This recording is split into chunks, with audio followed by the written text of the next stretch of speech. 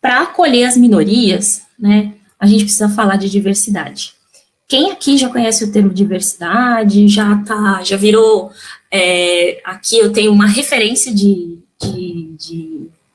gerente de diversidade, que é um cargo novo dentro dos ambientes corporativos, né, é um título novo, mas que se faz muito necessário, né, Gabi? Aí tu pode dar um pouquinho a palavra, né? É um título que nem existia, foi criado para ti dentro da Coca-Cola, não foi isso? Ai, que responsabilidade. Eu tô nessa área há 10 meses, na verdade, né? Minha carreira toda foi em comunicação interna, e é muito legal você citar o encontro dos jornalistas negros. Eu sempre falo, né, eu me formei em jornalismo, e a Aline Midler, que era uma das jornalistas negras que estava no encontro, ela era da minha sala, e a Aline era a única negra da sala, de 80 pessoas. Ela era da sua sala, ela era da minha sala. Ela foi a que mais me fez chorar, foi uma das mais. Não, maravilhosa. Por isso eu falei maravilhoso, porque assim, para mim ela representou ali, ela falou melhor que todo mundo. Eu sou fã de carteirinha dela, mas ela era a única negra da nossa sala de 80 pessoas. Né? Então, realmente, ela se diferenciou pelo estudo. Ela sempre foi muito bem posicionada, ela sempre se posicionou muito, sempre teve ideias muito conscientes, assim, então, muito bacana. Mas então, eu cuido da diversidade e inclusão lá na Coca. Na verdade, a área já existia, né? E é um desafio enorme, justamente por conta de tudo isso que você já falou aí, né? Dos vieses que a gente sabe que existem, dos preconceitos que a gente ainda encontra, das dificuldades. E aí, em muitas questões, né? Em questão de raça, em questão de gênero, em questão de pessoas com deficiência, enfim. É um trabalho artesanal, eu costumo brincar, de pouquinho em pouquinho, mas é muito importante, por isso que eu acho que é tão bacana essa discussão que vocês estão fazendo aqui hoje. Obrigada, Gabi, é bem isso mesmo, eu trabalho com alguns clientes de RH, os meus clientes assim, mais fortes eu vou falar o nome porque não tem problema, é a Randstad, nem sei se todo mundo conhece. A Randstad é uma consultoria de RH que faz um trabalho incrível de contratação para uma série de clientes. E aí eu lembro de uma situação em que eu fiz era uma primeira reunião comercial com esse cliente, e eu estava ali olhando para a parte de tecnologia, e tinha ali pessoas ali querendo fechar, né, um negócio. Aí a pessoa do cliente virou e falou assim: eu gostaria de trabalhar com um processo seletivo e de inclusão. Aí o especialista, né, no assunto, ele virou e falou assim: então, isso é um tema muito complexo, porque quando a gente fala de inclusão, né, quando a gente fala de divulgar uma vaga, de fazer um processo seletivo específico, a gente não pode simplesmente dizer queremos contratar mulheres negras, ou queremos contratar gays, que é um assunto extremamente complexo e delicado. Quando a gente fala de processos seletivos para as minorias, ou que seja inclusivo, a gente não pode divulgar uma vaga e dizer que a gente tem preferência por XYZ. Então, esse processo, existe toda uma preparação por detrás para que a gente possa incluir e trazer essas pessoas para o universo corporativo. E aquilo, né, foi maravilhoso estar naquela reunião, porque é aí que começa, né? A gente estava numa reunião comercial, então dali saíram frutos para contratar deficientes visuais, deficientes físicos, jovem aprendiz, e aí o que as empresas fazem para iniciar essa jornada com esses clientes e empresas que estão querendo aí trabalhar Alguém quer falar? Eu. Amor. Assim, deixa eu ver se eu vou conseguir estruturar a minha pergunta da melhor forma. Bom, eu trabalho no Itaú, e lá acontecem várias campanhas, tanto de inclusão dos negros, tanto de diversidade e tudo mais, e eu sempre vi isso com bons olhos e achando legal, porque eu vejo que qualquer tipo de ação nesse sentido é válida. E depois que começou esse negócio do George Floyd, tá, a gente começou a querer ter mais conhecimento sobre o assunto do racismo e da diversidade também. Uma amiga minha que estudou comigo, negra, fez uma live no Instagram com o primo dela sobre o racismo para um bate-papo mesmo, sem compromisso.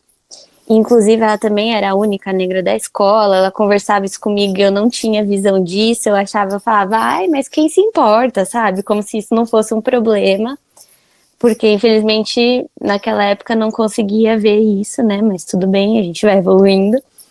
E eles comentaram de que muita coisa é feita para inglês ver.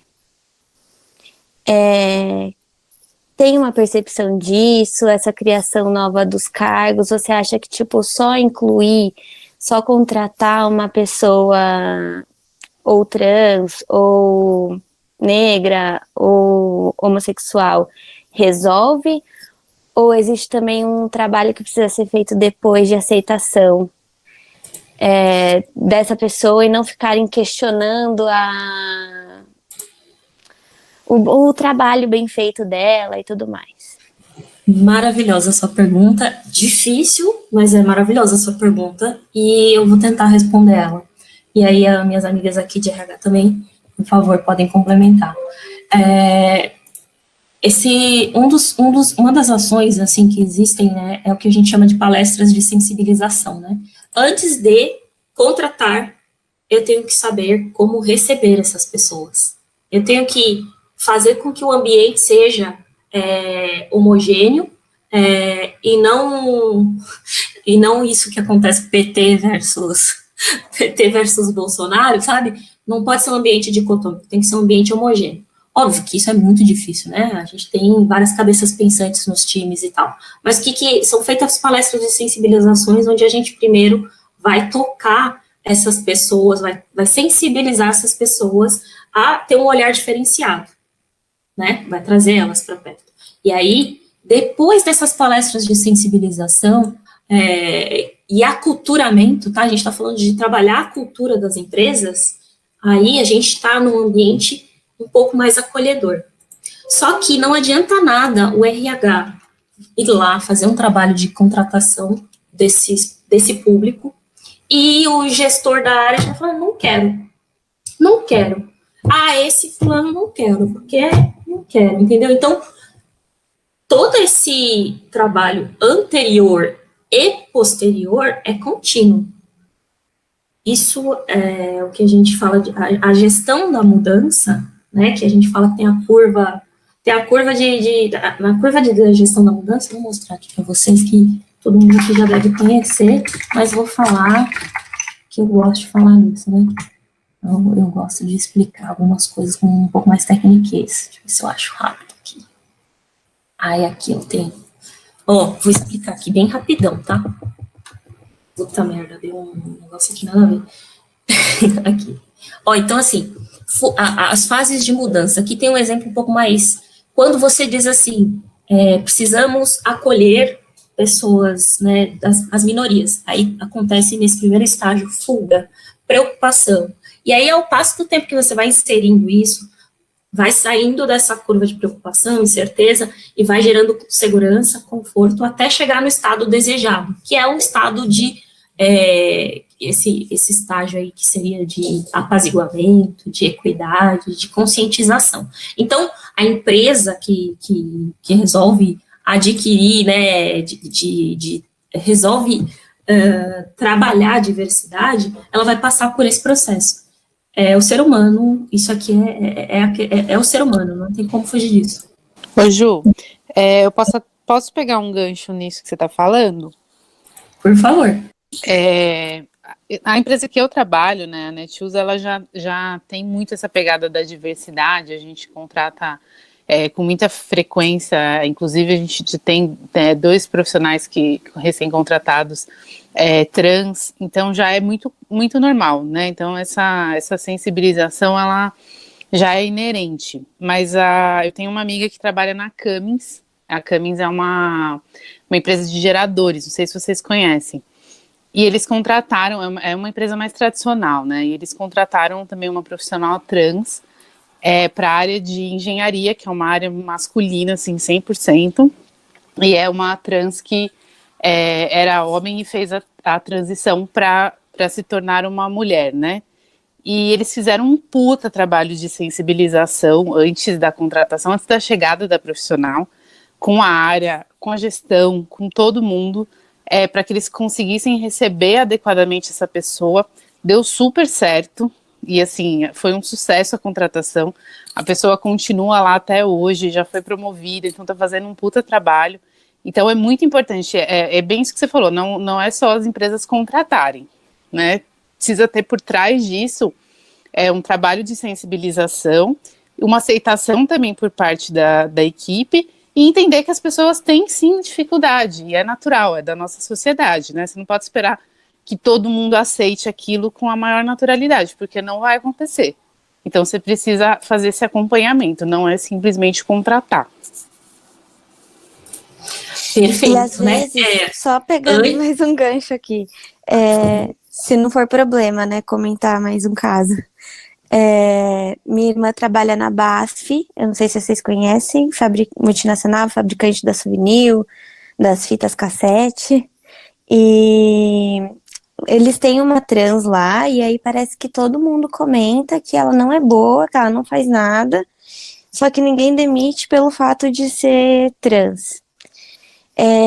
Mas assim, quantas pessoas talvez que tenha que não faz nada e que ninguém demite, só que pelo fato dela ser trans, todo mundo nota o trabalho dela, sabe? E eu também acho que assim, se tiver incomodando, gente, a gente não tem que tratar de forma diferente, né?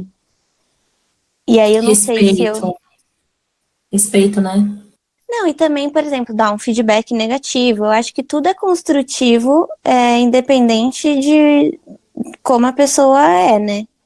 Então, às vezes ela tá lá e ninguém nem dá um feedback negativo e impede o crescimento da pessoa, né? Se eu estiver falando alguma coisa errada, vocês podem me corrigir. Você falou tudo, Tainara. Eu acho que o preconceito é que barra o feedback. A pessoa acha que o outro, ou coloca o outro numa posição inferior, onde ele não pode receber um feedback porque ele não vai receber bem. E isso é o preconceito. Porque se fosse um hétero, se fosse um cisgênero, né, o padrão, né, o que é o aceito pela sociedade, trataria da mesma forma. E então é o preconceito de novo agindo. Então, diga, Gabi. Ai, eu não me aguento, rapidinho. Eu sei que a gente já tá no horário aqui, eu tô pedindo pra entender. Mas eu acho que é muito bacana isso que vocês estão falando, que é bem aquela palavrinha que tem que vir junto com a diversidade, né? Que tem que andar de mãos dadas, que é a inclusão. Porque não adianta a gente ter só a diversidade. Eu costumo sempre falar que a diversidade até pode ser um papel do RH, né, de contratar pessoas negras, contratar um trans, contratar uma pessoa com deficiência, mas a inclusão, ela parte de todo mundo da empresa. Não adianta eu contratar uma pessoa diversa, vamos dizer assim, se ela não vai ter um desenvolvimento de carreira lá dentro, se ela não vai poder receber um feedback porque ela é trans e as pessoas vão ter um receio de falar, ela tem que ser tratada como profissional. A gente não tem que contratar a deficiência ou a característica da pessoa, né? A gente tem que contratar os profissionais, e essa questão da sensibilização realmente é fundamental. Acho que é o primeiro passo mesmo. Sem ela não acontece essa inclusão de verdade, e aí talvez fique muito só no discurso, como alguém falou, né, de algumas empresas que falam bastante, mas que na hora H, que você vai ver, de fato, não tem essa inclusão, não acontece ali no dia a dia, né? Perfeito. Eu acho também que eu entendo também sobre o papel que é importantíssimo do RH, né, do departamento pessoal da instituição, mas assim, nós, como seres humanos, como parte da instituição, e eu costumo falar assim, quando alguém comenta dentro da empresa, por exemplo, eu trabalhei na Acon, a Acon é assim, A Akon faz assim, cara, a Akon não é o mascote. A Akon, eu sou Akon. Eu sou Akon, eu sou Vivo, eu sou Amazon. Então, no momento que, por exemplo, eu passei por uma situação, por duas situações. Eu vou tentar ser breve.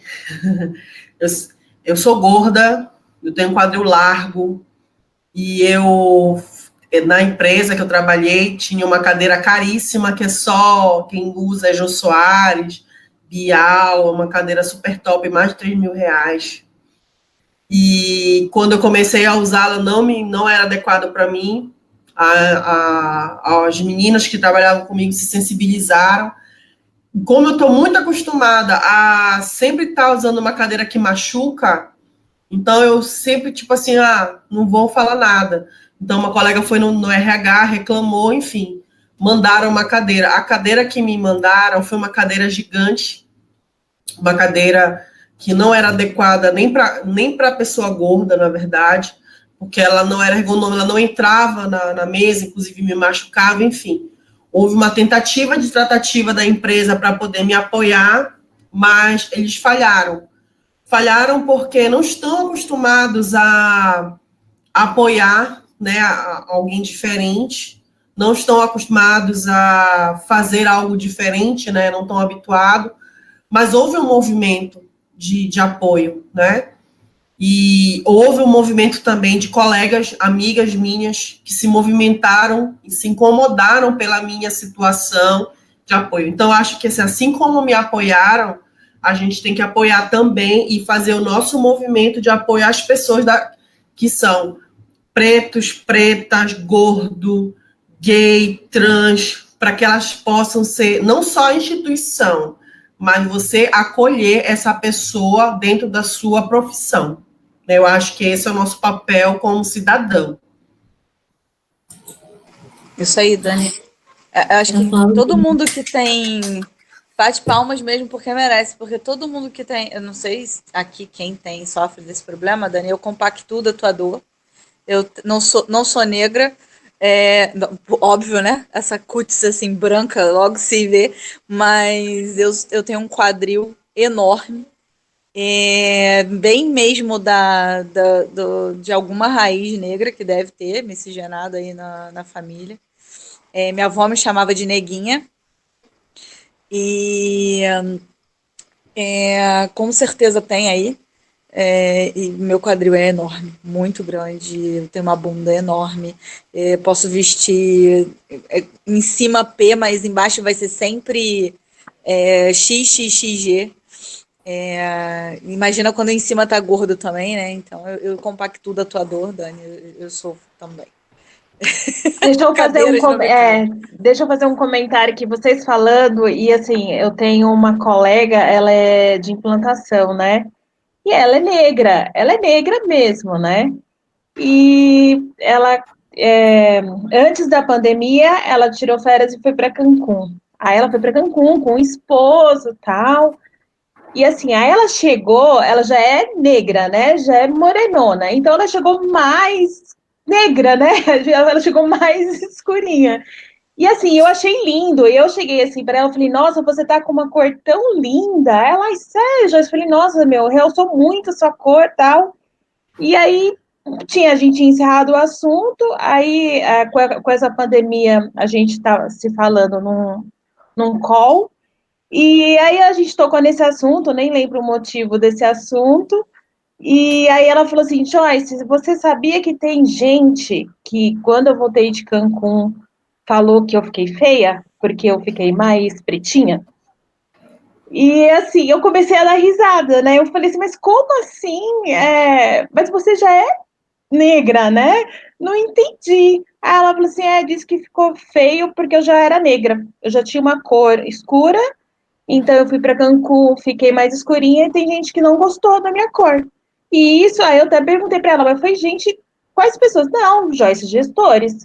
Veio com um tom de ironia, né, de brincadeira, e falou isso para mim. E assim, eu achei um absurdo. Eu falei, nossa, mas por que você nunca fala? Lá no RH, a gente não tem diversidade, não existe, tá, gente? Não tem trabalho sobre isso. O RH não trabalha em cima disso. Mas, assim, o jeito, ela me contou, assim, para ela é super normal, entendeu? Ela disse que é super normal. Ela alisa o cabelo. Ela alisa, ela gosta de alisar o cabelo, é um direito dela. Aí o pessoal já acha que por ela ser negra tem que andar de cabelo enrolado. Ela não gosta. Então, o pessoal, assim, eu vejo que as pessoas, independente, elas têm mania de chegar e falar assim, você é negra, tem que usar cabelo enrolado. Você é negra, você tem que fazer isso. Né? É assim, meio que rotula, né? Por fato de você ser negra, você tem que usar cabelo enrolado. Não, ela disse que não gosta. E é um direito dela. E ela ouve muito isso, né? Até da família dela, ela ouve também. Pessoas negras, como ela, fala a mesma coisa para ela, que ela deveria ficar com o cabelo enrolado e ela não gosta. Aí vocês comentando assim, eu lembrei desse cenário.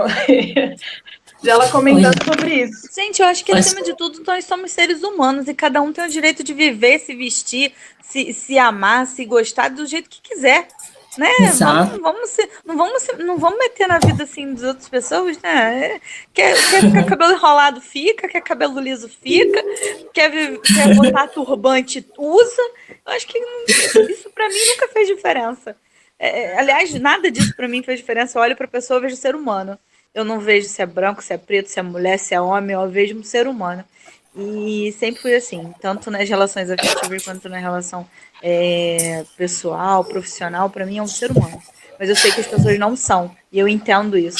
Eu entendo que como branca, eu tenho sim privilégios, mas quando eu olho para o outro, eu não vejo isso. Eu vejo um ser humano. Bom. Essa questão que você comentou, Joyce, está relacionada a um tema que eu pulei aqui para não tomar mais tempo, porque estava acabando, mas está relacionado ao colorismo. O colorismo é o seguinte, por que a Beyoncé é linda, maravilhosa, e a Ludmilla aqui, quando canta e fala alguma coisa que de repente não agrada a todo mundo, o primeiro xingamento que ela recebe é de macaca, né?